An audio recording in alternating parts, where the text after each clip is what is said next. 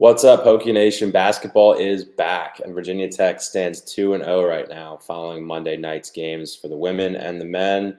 The women got to raise a banner. The Final Four banner looks awesome. They got their rings, which is really cool. Bunch of new faces on both sides for the men and the women. So we'll go in chronological order here and recap the games that already took place and then preview the two big ones that are going on down in Charlotte this week. But we'll start with the women. They tipped off at 5 o'clock Monday following all their ceremonies, and Taylor Soule was back in town. Looked like a really good time. And the crowd was awesome too, which is great to see. But they kind of picked up right where they left off with a 94-55 win over High Point. Liz had 27 and 11. Georgia had 14 and 9. And then a bunch of the new faces stepped in too. Matilda Eck played really good, the Michigan State transfer. I was really impressed with her game. She had 15 points. Kayla King, 14 points. And then Carly Wenzel, who was on the team last year and redshirted, she got her first action of college ball. And I thought she looked great. She played really, really well. It's kind of the backup point guard role, finished with 7 points and 4 blocks. So it's nice having a 6-foot guard who can block shots. So overall, just kind of a, as you'd expect, win for the Virginia Tech women's team as they get ready for Iowa. But Mike, what were your thoughts on the women's game?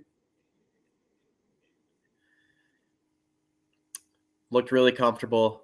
Sorry, I'm battling a sinus infection. If I sound a little off, that's what's going on. Looked really comfortable. I thought Liz played unbelievable, right? As she usually does. Georgia kind of picked up right where she left off. The offense is going to look different, right? Like that was my big takeaway because you can't really take much from a game where you're favored to win by 30 plus points and you're going to blow the doors off of an overmatched High Point team. So what I try to take away is kind of how the early rotations are going to look. We'll talk about this with the men's game too in a couple minutes. But I try to take away, how the rotations are going to look early on, right? Like how is Kenny Brooks going to substitute his players in and out of the lineup, especially in the first half, maybe when the game's not out of hand right away. What's the look at the team going to be on offense and on defense? I think the one obvious thing to me is Kiana Traylor last year, she provided like a slashing ability offensively off the bounce. And I don't know that Virginia Tech has that right now. Like, at least on the wing. They have two really, really good 3-point shooters, right? And Matilda Eck and Kayla King, right? Lights out 3-point shooters, flanking Georgia Amore. I don't know that they have the slasher right now, right? And I think Kayla King at this point, she is what she is. She is a sharpshooting, 3-point specialist. That's what she's been her entire career. I'm not trying to degrade her in any way. She's outstanding at what she does. But most of her shot attempts over the course of her career, like 90+% of them have been 3-pointers. That's what she is. Matilda Eck is kind of similar, right? She can slash and get to the basket, but she is most comfortable taking 3-point shots. I just think the offense is going to look a little bit different around Georgia Amore and Liz Kitley this year. Is that better or worse? I don't know. I mean, I think the team's going to be a little bit more 3-point dependent, especially when Liz gets doubled in the post, which I think you're going to see more teams do now. But that's kind of my immediate thought is that I think this offense is going to be just as potent, but I'm not sure that's going to look exactly the same as it did a year ago, just because it's a different skill set that Matilda Eck's bringing to the table. Yeah, the slashing is going to have to come from Georgia. Rose Michaud, you could tell she was still getting kind of her feet under her in the Kenny Brooks system. At Minnesota, she was more of a back-to-the-basket player, and at Virginia Tech, she's going to be asked to kind of fill that Taylor Soule role, catch the ball in the middle, one dribble left, one dribble right, and go up for a layup, much less back to the basket, much more facing up. So as she continues to get her feet under her and fill that role, you could see a little bit of that penetration come from the 4 spot. And then who knows how the bench is going to unfold. The first two off the bench were Carly Wenzel and Olivia Sumiel coming over from Wake Forest. I thought Olivia had a really good game in her first game with Virginia Tech. And then Carly, obviously, we talked about. So Carly's really, really skilled. I'm interested to see how her game progresses as the year goes on. But overall, it was pretty much kind of a walk in the park against High Point. High Point team that I believe is predicted to win their conference. So that shows you kind of the parity in women's college basketball or lack thereof. 94-55 over the returning ACC champs and a team that's projected to win their conference. So with that, obviously they have Iowa coming up. I'm flying down to Charlotte first thing Thursday morning. I'll be there at the game. I'm really excited. But Iowa finished their first game with a 102-46 win over Fairleigh Dickinson. Pretty similar kind of scoring to the Virginia Tech's game again, High Point. Caitlin Clark with a casual 28-10-7. I'm really interested to see how the coaching staff's going to attempt to slow her down. Coach Brooks has said you can't stop her. You can't plan to stop her. You can only plan to contain at best. She's, the Steph Curry of women's college basketball. I'm guessing it'll be a lot of Kayla King on Caitlin Clark all night long. Her sole focus all night long is going to be to slow and disrupt Caitlin as best as possible. But I could be totally wrong. So we'll have to see how that unfolds. It's going to be an awesome event. Great for the women's game. Number 3 versus number 8 in the second game of the year in what should be a pretty crowded and hopefully Hokie-leaning crowd down there in Charlotte. So I'm excited for that one. Mike, you got anything else on the women before we go over to the men's game? No, just the one thing I wanted to note, the Rose Michaud piece, like at Minnesota, she was most comfortable playing the 5, right? So it's going to be just a different role for her. So I wouldn't get, if I'm a Tech women's basketball fan, I wouldn't be too nervous that she's still trying to find her role in Kenny Brooks' system. And you alluded to it, but just more specifically, like she was playing the 5 at Minnesota. Kitley is obviously the 5 in this system, right? So it is just going to look a little bit different for Rose Michaud, but I do think that she obviously has a skill to fill a role that's really needed, right, in the loss of Taylor Soule. So I just wanted to note that it may take a few games for her to get a little bit more comfortable in this new role that she's not used to. Yeah, and a quick shout out to the other true freshman who played. Clara Strack got in the game, played well. I believe they all scored. Samaya Suffren played. She's from Charlotte, so I'm sure this Iowa game will be fun for her to see all of her family members. And then Karis Baker came in, absolute sniper on the wing. So more shooting reinforcements coming off the bench. She hit a 3. And that is, I think, everyone who played. And then I think they played like 11 people or some ridiculous number. Maybe it wasn't quite 11. Maybe it was 10. But everybody that was dressed played. And, obviously that rotation is going to shrink as you go to the Iowa game. And it'll be interesting to see how many of those freshmen get in a game like this. But overall, I expect big things from them as the year progresses. So with that, we'll kick it over to the men. 100-55 win over Coppin State. Sean Padula looked like Sean Padula, and I said it on the Twitter space after the game. If that's what you're going to get from Sean Padula on a consistent night in and night out basis, this team could go places. 15-10 with only 2 turnovers for Sean. Looked very in control at all times. Obviously, it's Coppin State, but Sean picked up right where he left off last year, and he had a really, really good first game. Lynn Kidd, another double-double for him. So the Hokies had 2 double-doubles in the first game. Kidd finished with 14 and 11. I think he had all dunks. 5 guys in double figures, including those 2 plus Hunter, MJ Collins, Tyler Nickel, and Brandon Recksteiner. 11 guys played for the Hokies. Overall, I was really impressed with Tyler Nickel. I thought he played a really good game.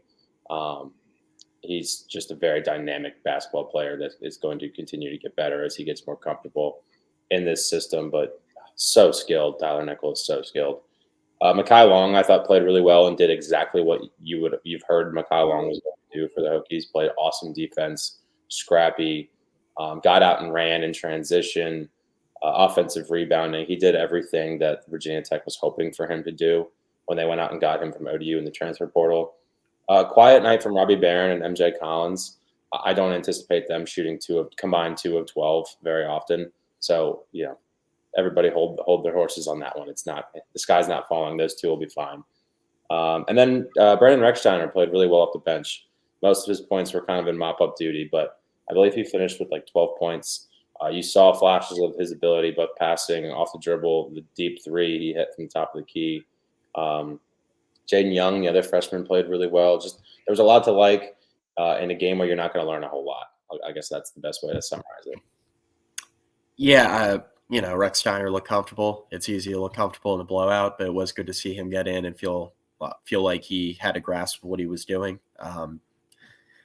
I just saw some stuff from Rex Steiner that I didn't necessarily see even with Sean Padula as a true freshman, which gives me a lot of hope, right, that he can be a significant contributor this year, because I have a feeling Tech's going to need him. So I mentioned, the things you watch in games like this is what the rotations look like. And I thought it was interesting and pretty telling that Mike Young early in the game, he subs Hunter Couture out, right, and leaves Padula in. And then when it's time to give Sean Padula a break, Hunter Couture comes back on the floor to kind of take over as that half point guard, right, that we've talked about.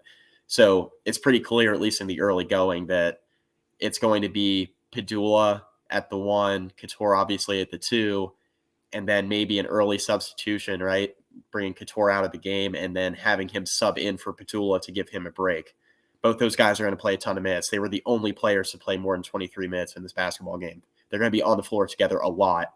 But I think it's pretty clear, at least in the early going, that Mike Young's going to be most comfortable playing Hunter Couture as kind of that backup point guard, in a spell of Padula, so that he can get a little bit of a break. But that's why Brandon Rexsteiner's game is so important, right? If he's able to come on and if he's able to show himself as a capable defender, we talked about this on a previous podcast, right? If he shows that he can defend, he's going to play. Like, Young has a track record of playing freshmen if they are willing and able to defend. This is something that the Tech team struggled with a lot last year. It's something that Mike Young addressed in the offseason with assistant coach hires and what he's done, with some of the guys he's bringing in with the transfer portal, with Robbie Barron and with Mekhi Long. Like, he wants to emphasis on this year's team being on the defensive end because of how bad they were on that end of the floor last year. If Rex Steiner can defend, he's going to play.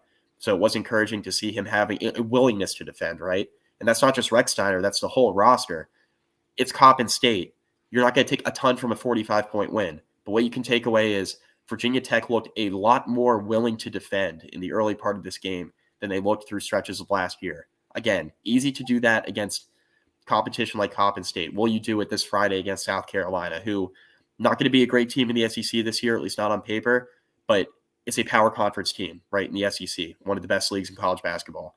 If you're showing yourself that you're able to defend at a very high level in that game, something that can be repeatable. If a guy like Rex Steiner comes off the bench, if a guy like Jaden Young comes in the game against South Carolina, right, and Mike Young feels like he can use those guys in that type of atmosphere and that type of game, I think it's really encouraging for what the depth of this team can be. Young's talked about it, in the preseason. Feels like this is one of the deepest teams he's had at Virginia Tech. Will that actually be the case? That kind of remains to be seen, right? We'll see against tougher competition, but the early returns are very promising. Yeah, I mean, Brandon Rexsteiner played 11 minutes, finished with 12 points on 3 of 4 shooting with 3 assists and no turnovers. Like I said, it's Coppin State. It was kind of mop-up duty, but the no turnovers part stands out to me. Yeah, this game felt like it was a weird game. I texted Chris Arvin from 24/7 Sports at like halftime, and I was like, I don't really know how to feel about that first half. And then I realized, well, I should feel fine. We covered the first half spread. We hit our team total over for the first half. We're cruising along. It's just the offense sputtered early. But that was a large part due to the 8 first half turnovers. 8 in the first half, 3 in the second. You saw what the offense does when it doesn't turn the ball over. And that is with 2 of your starters, and Robbie Barron and MJ Collins, combining for only 8 points. So overall, they scored 100. They covered every first half. They covered the full game. They did what they were supposed to do. Hard to walk away from that not feeling pretty encouraged by what this team can be, particularly when they don't turn the ball over. So one other take I've seen a lot of already, one game in, and we're already doing this. Here we go. Is that Tyler Nickel needs to be starting over MJ Collins. That's it. That's quick. That was quick, huh? Yeah. Okay. So MJ goes 1 of 8 from the floor, and we're ready to take his starting position, right? Regardless, that's not the point I'm going to make here. The point I'm going to make here is MJ Collins played 22 minutes. Tyler Nickel played 20. That's what you're going to see. Who starts doesn't bear impact on how the game plays. They're going to play.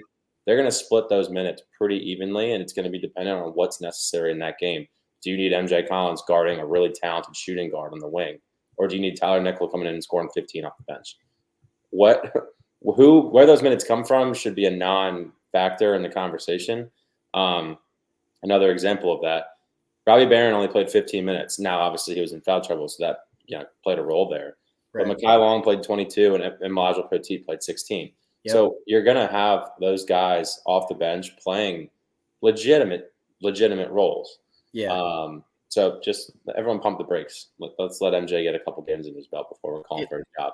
It literally does not. It literally, and everybody's worried about MJ Collins and lack of scoring punch.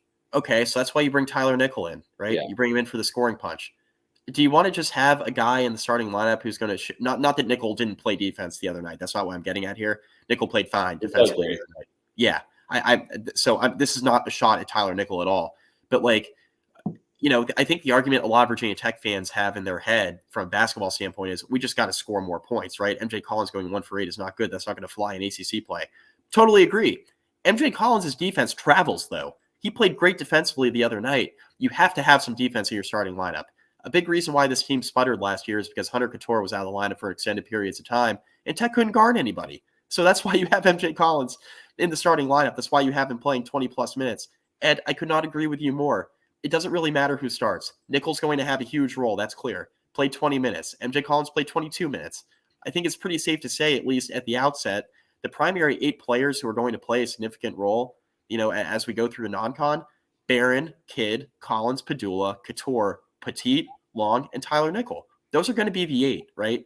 And then if Rex Steiner and Jaden Young show themselves, as capable defenders, they might play a little more. John Camden might be a little more matchup dependent, only played 6 minutes in this game. That's something to monitor.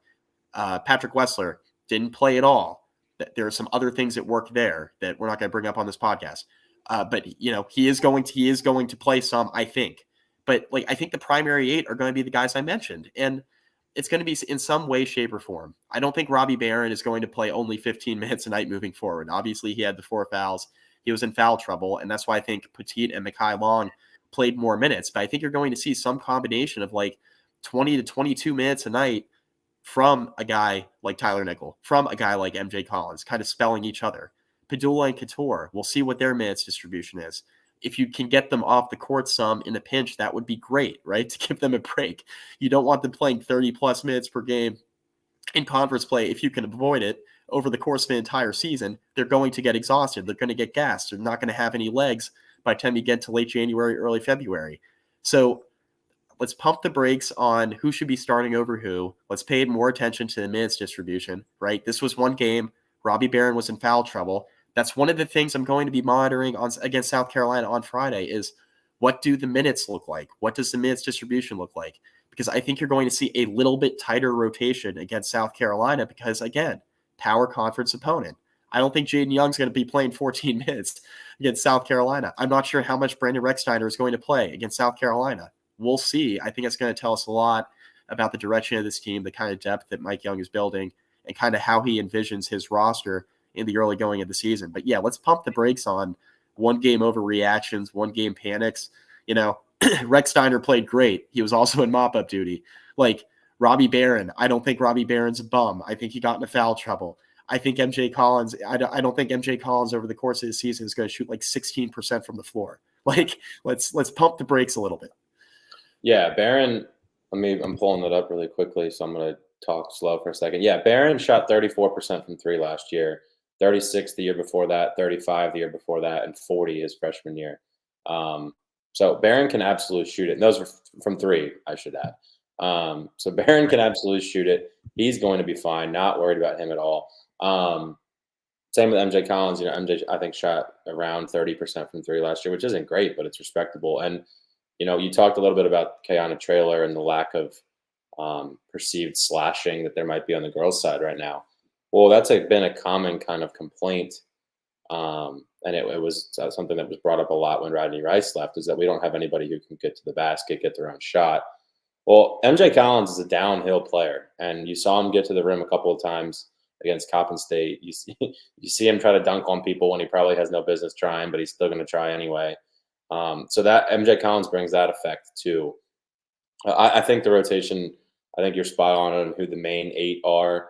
Remains to be seen if Young and Rechsteiner can play their way into that. I think they can. I'm going to view the two of them in the same light that we viewed Sean Padula and Darius Maddox in when they were freshmen, Yep. freshmen and redshirt freshmen. Yep. Let's see how those minutes go from the year on. I think Padula Rechsteiner could be very, very similar, if not in a lot of ways a lot better than Storm Murphy Sean Padula was. So I'm interested to see how that progresses as the year goes on. Rechsteiner gets all the love, right? For the most part, because he's a point guard, and some sites had him as a 4-star, and his dad is a celebrity, and he can shoot the ball from the logo, and all that good stuff, and it's all true. I think the part of his game that was most impressive to me the other night was his passing with his 3 assists and no turnovers. And then I look at the box score, and the other freshman whose game I love and I think translates perfectly to what we're trying to do at Virginia Tech is Jaden Young. 14 minutes, 8 points, 2 of 3 from 3 with 5 assists. He had 5 assists in 14 minutes. Jaden Young's a baller, and the defense for him seems like it might be a little bit ahead of where it is for Rechsteiner. That could also just be simply that Jaden Young's a bigger, more athletic guy, and Rechsteiner has the size limitations defensively. But I'm interested to see how those two progress, particularly through non-conference play, and if they get to a point where they can be, serviceable backups off the bench. Because, the 8 you mentioned are mostly 3s and 4s coming off the bench. No real guard play coming off the bench. And, you can't play Hunter and Sean 35 minutes a night. No. Hunter's old, man. He can't do that. So I'm interested to see how the guards progress, the freshman guards progress, and get to a place where they can be trusted to go on the floor for 5 to 8 minutes to give those guys a breather. But overall, a lot to like from that game. We mentioned it, they got South Carolina coming up. Actually, one more thing before I go to South Carolina. I'm interested to see how the center minutes distribution goes. Yeah. Lynn Kidd had a good game. Elijah Poteet had a good game. They're both going to have good, they're both good players. And I'm interested to see if either one of them can take it to a next level and unlock something that really separates one from the other. Yeah. Kidd had 14 and 11. Poteet had 9 and 3. 9 and 3. Yep. So, they both bring very similar elements. 16 minutes for Poteet, 22 for Kidd. I'm just interested to see how that rotation continues to progress as the year goes on. Hopefully, Lynn Kidd can find that ceiling that we know he can get to. Yeah. Especially defensively, blocking shots and running like a crazy person up and down the floor, dunking it. So if he can unlock that level, which I think he can and will, that really raises the ceiling of this team. And then Poteet is just the perfect backup big man. Just come in, play good defense, rebound, got good hands, can catch and finish around the rim on drop-off passes from Padula. It's a really good rotation that has the potential to have a really good year. So I'm interested to see how that progresses, particularly when we get to South Carolina. Ed, Kidd and Poteet, they were 10 of 11 from the floor combined. Yeah. They were real good. 10 of 11 from the floor. They had 14 rebounds between the two of them. Obviously, Kidd had 11 of them. But, you mentioned having the perfect big man come off the bench. 9 and 3 on 4 or 5 shooting in 16 minutes from Poteet. What more could you possibly ask for? And he played very good defense. So the one thing I will say about Lynn Kidd, and this isn't relative to Elijah Poteet. Elijah Poteet is a gigantic human being, but Lynn Kidd looks bigger this year, doesn't he? And maybe it's just because they were playing Coppin State and there was just a distinct size advantage anyway. But Lynn Kidd, physically, just looks bigger this year than he has in years past. He's been really getting after it, I think, in the weight room. Yeah, 4th year in college, I think, right? 3 years with Tech. Yeah, 4th year. 4th year in college. Lynn's a freak athlete, and I think he could unlock a different level to this team. But overall, it's going to be guard driven with Sean Padula running the whole show, and Hunter Couture. We obviously know what he's capable of. He had a very Hunter Couture game, just a casual, double-digit scoring, hit a couple threes here and there, played phenomenal defense, didn't really turn it over. Just a very Hunter Couture game. So I'm excited about the backcourt. I'm excited about Tyler Nickel. I think MJ Collins and Robbie Barron. They are not going to play. They are not going to shoot it as poorly as they did. So everybody just pump the brakes there. It's a good rotation, and it felt like a sleepy game, but then you look up and they won by 45. So Tech shot almost 52% of the floor, and 2 of their starters were combined 2 of 12 shooting. There's a good ceiling here, right? And again, it's Coppin State, right? So a lot of the reason you shot 52% is because they were leaving guys open everywhere. But shooting 52%, having 2 starters go 2 for 12 in a game you won by 45, you feel pretty good coming out of it. Yeah, and I don't think we even hit double-digit points until, like, a few minutes into the game, and we still finished with 100, so, Yeah. um, I'm excited for South Carolina. So South Carolina has had one game as well. They beat, USC Upstate 82 to 53.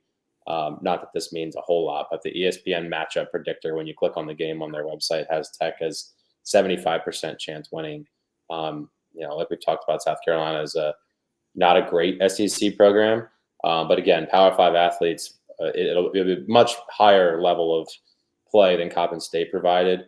I have no idea if there's any betting lines out for this yet. Let me check really quick. And Mike, you can talk if you have anything to say. Well, yeah, I mean, I just this is one of those games in the non-con too, right? Because this is going to be an ACC. I think this year, like in conference play, that we don't really have a really good gauge of yet. I think that there's a lot of teams like Virginia Tech that have a decent amount of upside, but you don't really know how that's going to manifest itself until you get an ACC play. I think it could be kind of similar to last year.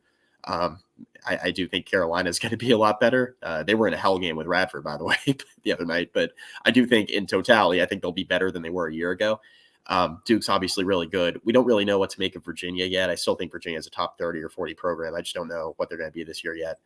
But there are some questions in the ACC. So I think you have to pile up as many non-conference wins as you can, because I think some of those wins that, maybe you get in ACC play that in some years would be viewed as like real good quality wins going into an ACC tournament where you're like have a pretty good idea where you're sitting going into the big dance. Like they may not look quite as good, right? So, I mean, Virginia Tech only gets Duke and North Carolina once. They do get Duke at home. Tech's won 4 out of the last 5 meetings against Duke at Castle Coliseum.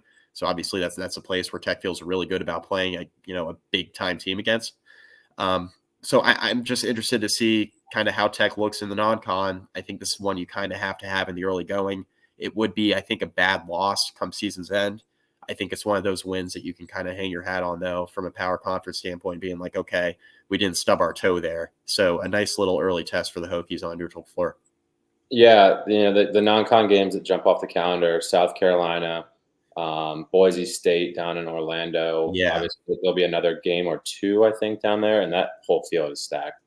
And yeah. then you It go could right get from A&M. Orlando. Yeah, you could Could get get A&M in the A&M. Yeah, championship. But I think Iowa State's in that field. It's a really good field. yeah, At Auburn, obviously jumps off the page, and then a sneaky one is Vermont at home. Vermont's historically a pretty good basketball program. So you got to stack yeah. wins where you can get them, and I think this should be probably a pretty split crowd in Charlotte. Whereas the women's game will lean more Hokies just due to proximity to Iowa. South Carolina and Virginia Tech. There's a lot of fans at both of those schools in the Charlotte area, so I expect that to be a really good crowd. I'm going to try to get there early enough Friday to watch the UVA Florida game as well, which is right before the Virginia Tech game. So those are two pretty good games, SEC, ACC. I'm excited for it and looking forward to seeing kind of how these rotations shrink or shift as you hit higher level of competition here in game number 2 for both programs. Yep. Yeah, for sure. We'll know a lot more, I think, about both teams when we hit the record button at this time next week. That's all I got. You can sound us off. Yeah, no, all I got to. Again, if you're in the Charlotte area, go support both teams Thursday, Friday. Should be a nice little preamble to the weekend. Some good college basketball to be had down there in the Queen City. And yeah, we'll talk next week. Go Hokies.